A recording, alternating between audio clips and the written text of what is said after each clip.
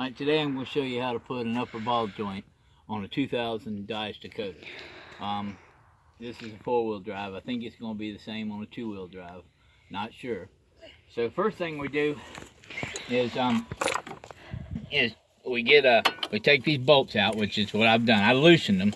You want to take this bolt off first. It's got a Carter key in it, and then you just then you get a socket and take the bolt off on the bottom. It's kind of close if you have this axle right here. But what you'll do is once you loosen the bolt, don't take the bolt all the way off. Once you loosen the bolt, take your hammer and tap on the side of it. Right here. Tap, tap, tap, and it'll pop the, you'll have to tap it a little harder. You might have to do it on the outside or inside, and it'll pop the ball joint right out. So then you take these three bolts out. Now on the manufacturer side, these are 15 millimeters.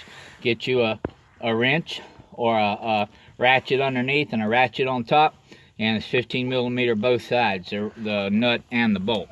And what you need to do is it's probably best to support this with a jack underneath. Support the bottom control arm. That way, when this thing pops loose, it doesn't jerk all the way down, because it's going to jerk down, and it'll jerk your brake hose and all. So you want to avoid that so you don't tear up your brake line.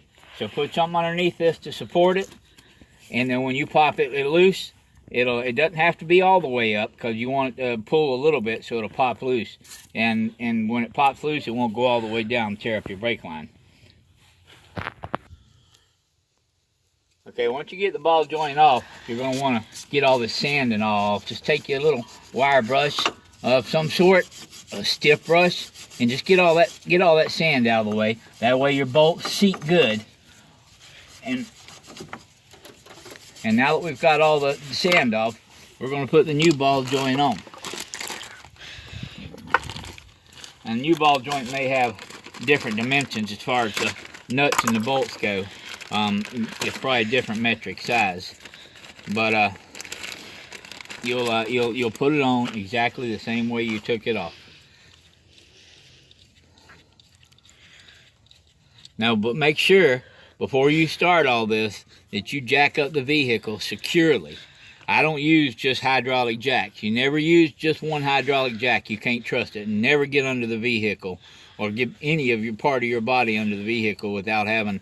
I have 3 jacks under this vehicle, so don't ever trust a hydraulic jack by itself. Okay, we're going to brush it off a little more here.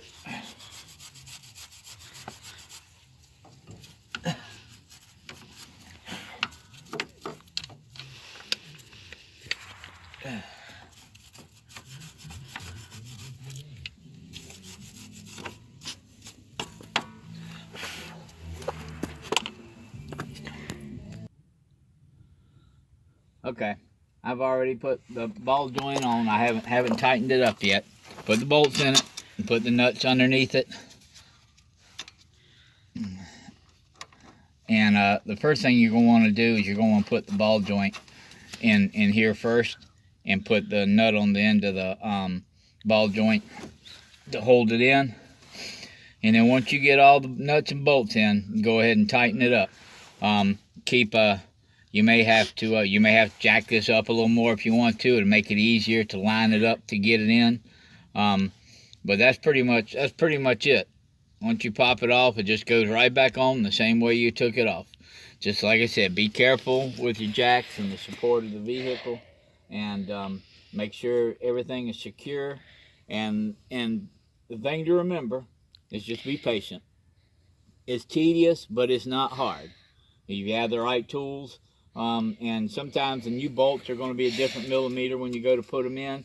But you also, if you get one with a grease fitting, you can get them without, which is, or with, and you make sure you grease it every time you change the oil. And you have to put the grease fitting in it, and tighten the grease fitting up, and put it together, and then put it back on the car. And that's pretty much it. Pull the wheel off, put the jacks under it. You got 1, 2, 3, 4 bolts to take out.